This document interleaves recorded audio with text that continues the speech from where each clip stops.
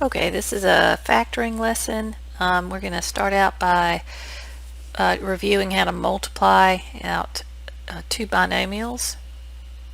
I can tell that this is a quadratic if I were to multiply it out because x times x is x squared. And a quadratic trinomial is any expression that has an x squared and then an x term and then a constant term. So when we multiply this out, that's what we're going to get. And you probably learned how to multiply it out with the FOIL method, F-O-I-L. I usually call it double distribute. Some of you may have used the box method, but I'm not going to do that because we need to get sort of quick at it. So what I'm going to do is double distribute. That means that this x is going to get multiplied to this x and this minus 2. So x times x is x squared, and x times negative 2 is negative 2x.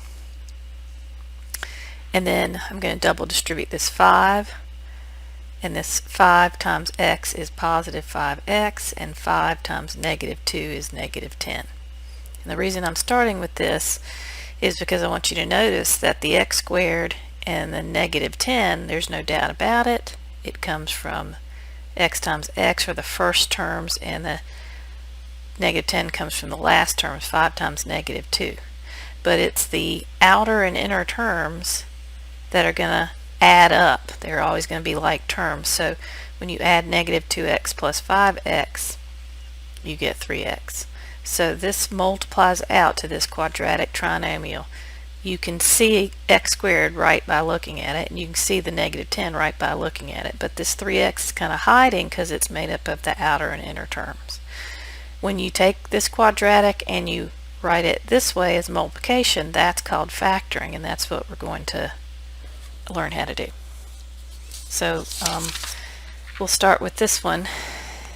This is, I usually do easy, medium, hard, not to make people feel bad, but that's how my brain categorizes things. And so this is a quote-unquote easy one because this x squared has an understood 1 right here. So I don't have to think as hard as some of the ones that we're going to do in a little bit. Okay, so we know that if this is a quadratic trinomial, if it factors, it's going to factor into two binomials. Okay, and again, since this is just x squared, no brainer. It's just an x here and an x there because x times x is x squared. So all we have to do is look at this 18. Now I see the minus, but I'm not going to worry about it. I don't worry about the minus till the end. That's how I do it.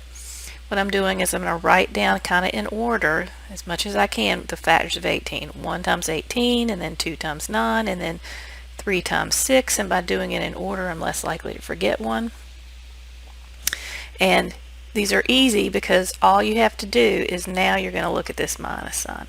Since this is just an x squared, all you have to do is ask yourself which of these factors subtract to be 7. Okay? And I'm not worried about the negative till the end. So 18 minus 1 is 17. That's not it. 9 minus 2 is 7. So that's it. So now I know that I have a 2 and a 9 that go in here.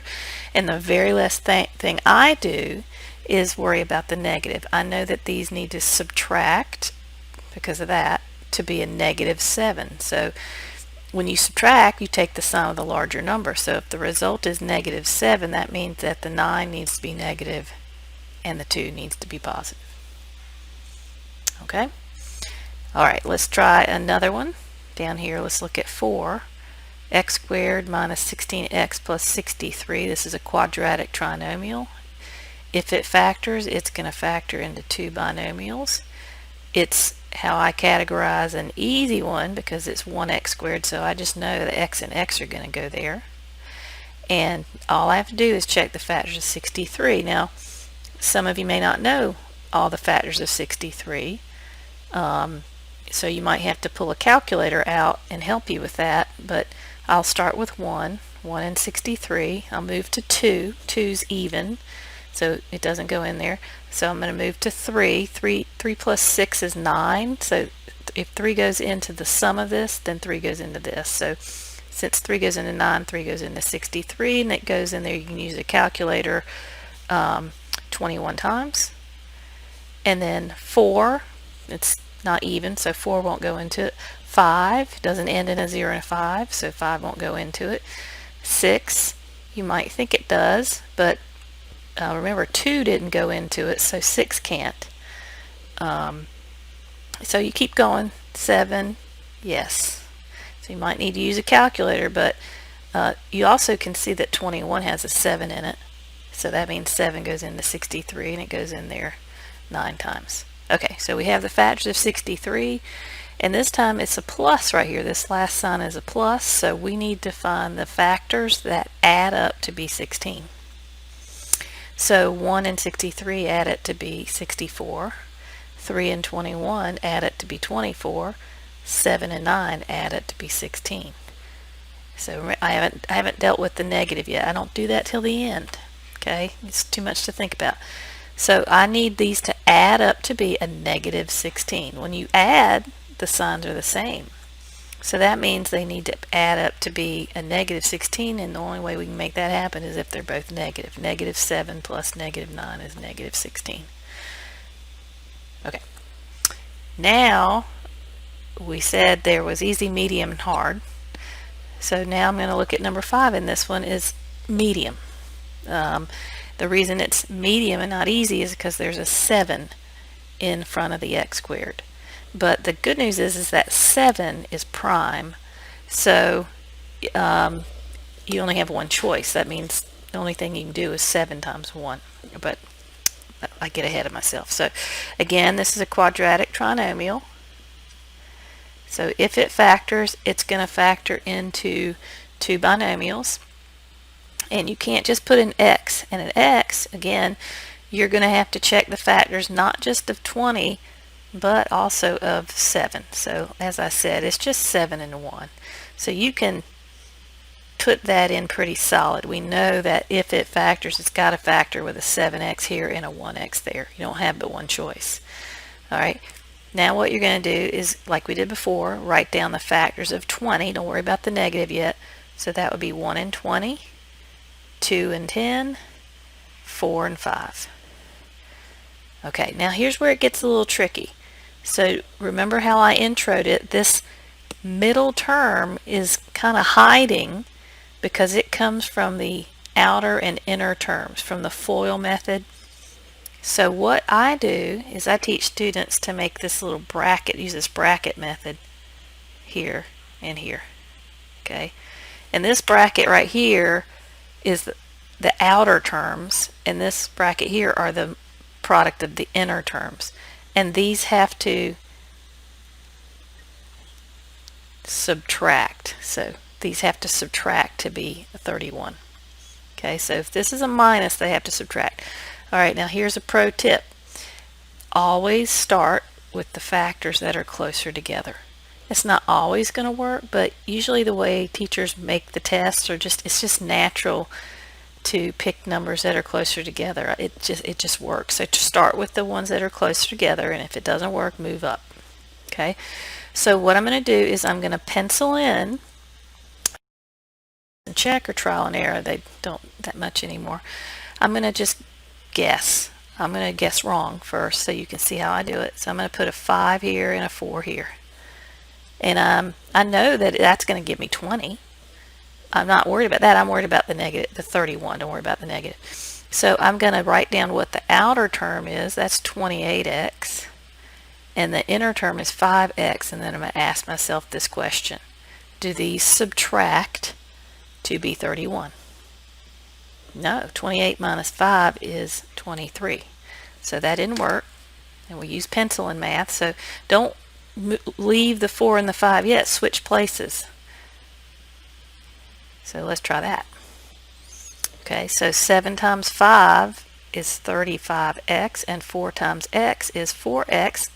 Now ask yourself the question, do these subtract to be 31?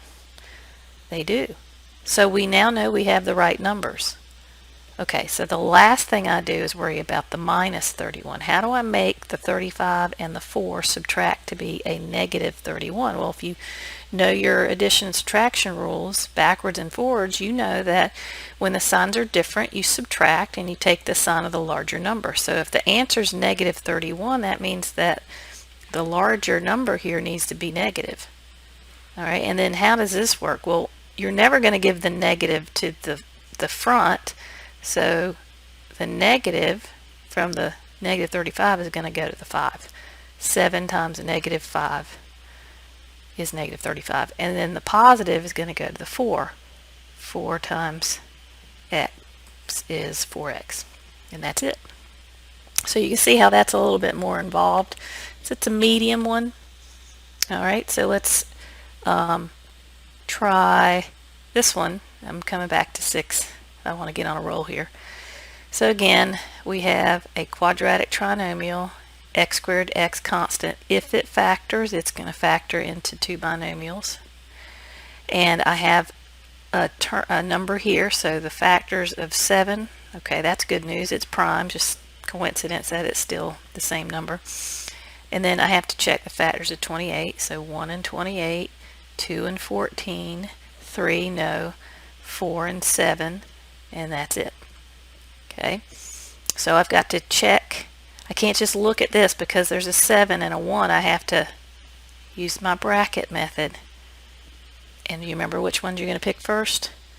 The ones closer together.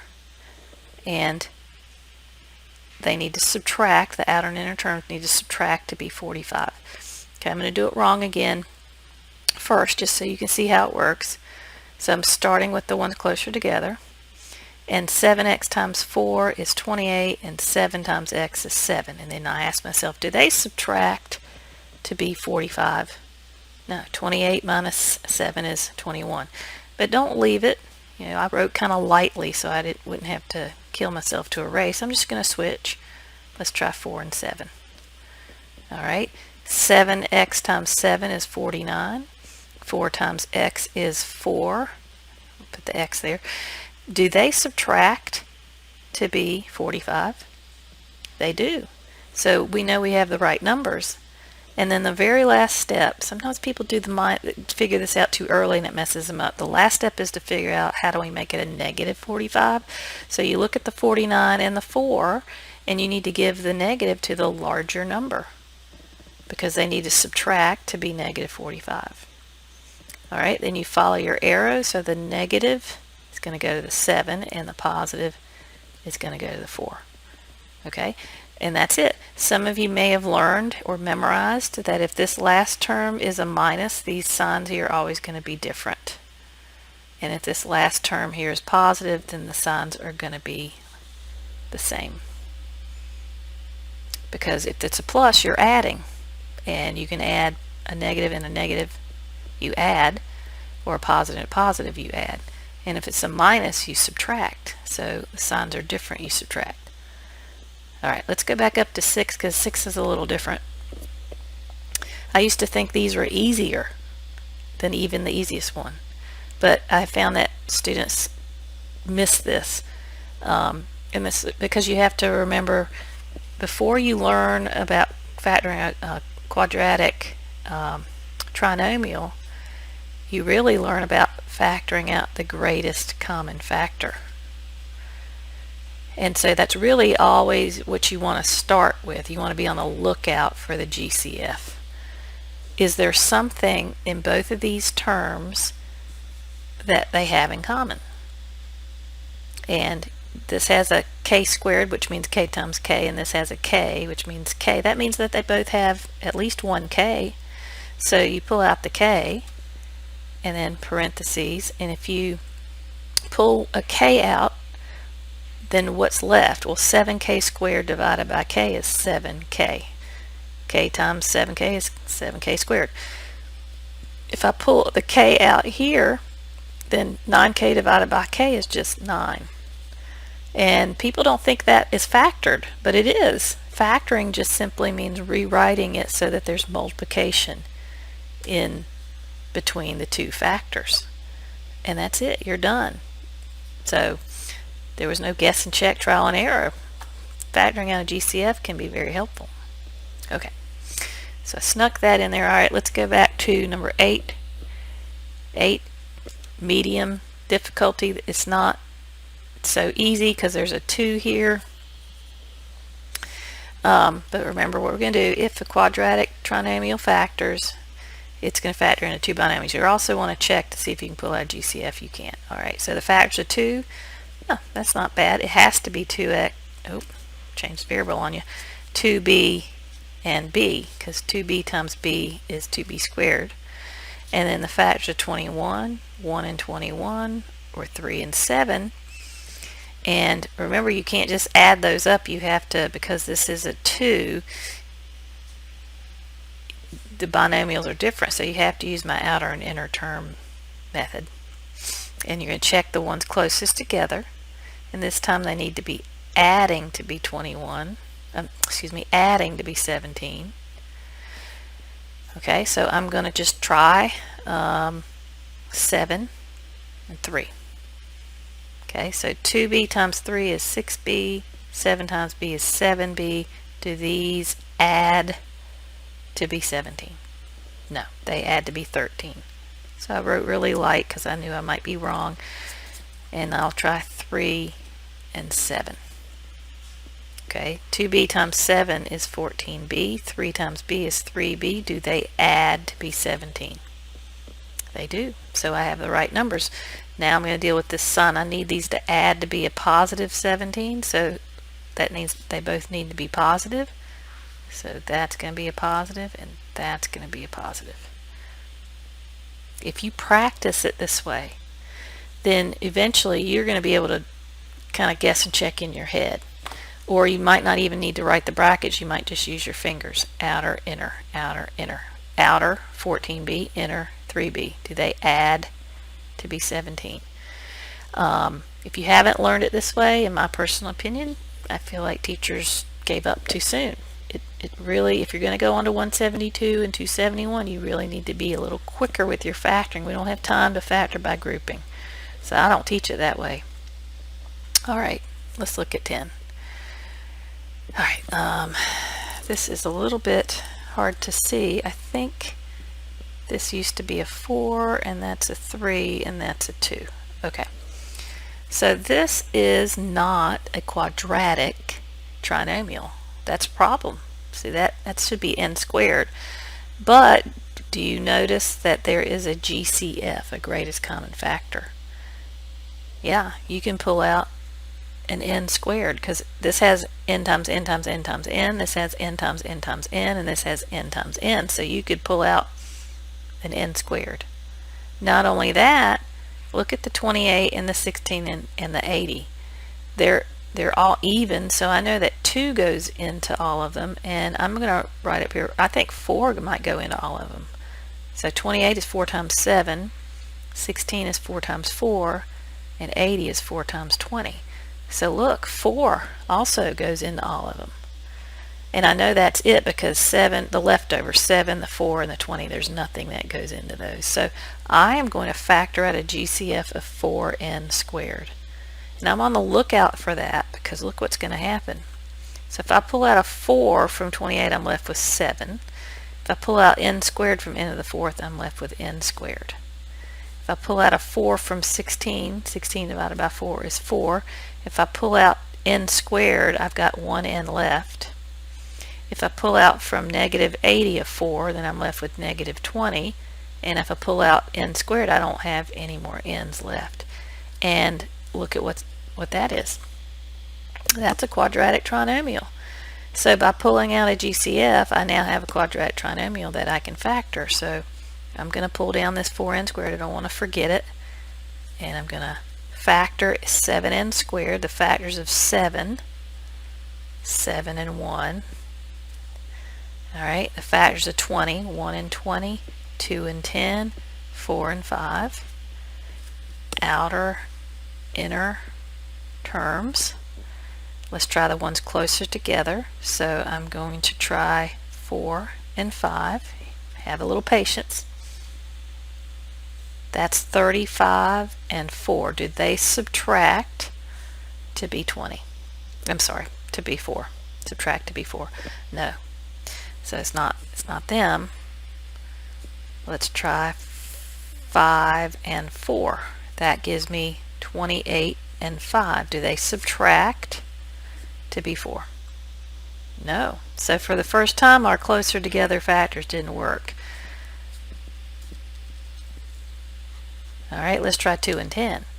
Let's try 2 and 10. That's 70 and 2. Do they subtract to be 4? No. And again, as you get good at this, I knew that wasn't going to work, but I just did it anyway. Let's try 10 and 2. Switch it around. That's 14n and that's 10n. Do they subtract to be 4? Yes, we got it. Took a little work, but we're kind of organized the way we did it. All right, now we need to get them to subtract to be a positive 4. So 14 and 10, if I want those to subtract to be a positive 4, the 14 needs to be positive and the 10 needs to be negative. So that would be a plus and that would be a negative. And that factors. Okay, let's see. Let's do one more. Let's do 13. I'm looking at the clock here.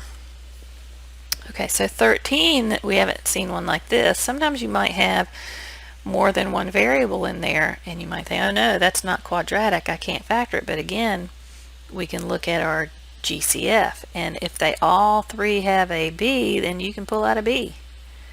And you also want to look at the numbers. If you can get the numbers to be smaller by factoring out a GCF, factoring is easier. So 30, I know 3 goes into 30. And does 3 go into 87? We'll use my trick. What's 8 plus 7? That's 15.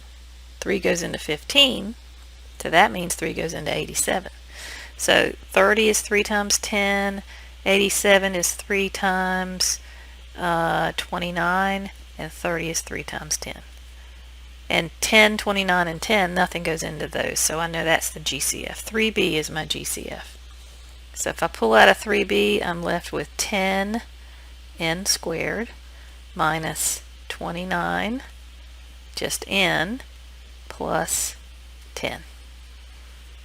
Okay, so now I can factor that. I'm just going to bring down this 3b so I don't lose it.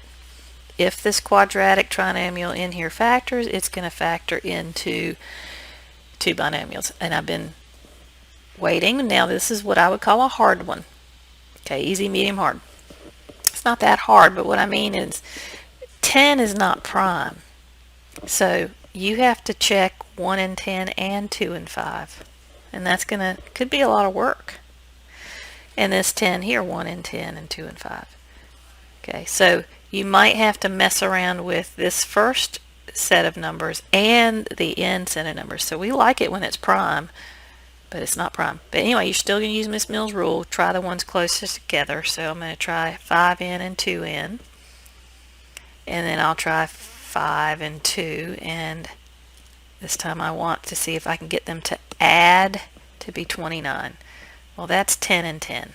So that does not add to be 29. So I'm going to try 2 and 5. Well, that's going to be 25 and 4. And they do add up to be 29. So I didn't have to work too hard. I got it. Now I'm going to try to get a minus 29. So I'm adding, these have to be the same sign and they have to add it to be negative 29. That means they're both going to be negative, which means that this is going to be a negative and this is going to be a negative. And that's it. It won't get harder than that one. Okay, so you can finish this worksheet out and try it out and see if you get the hang of it. It'll click if you really practice and commit to learning how to factor this way.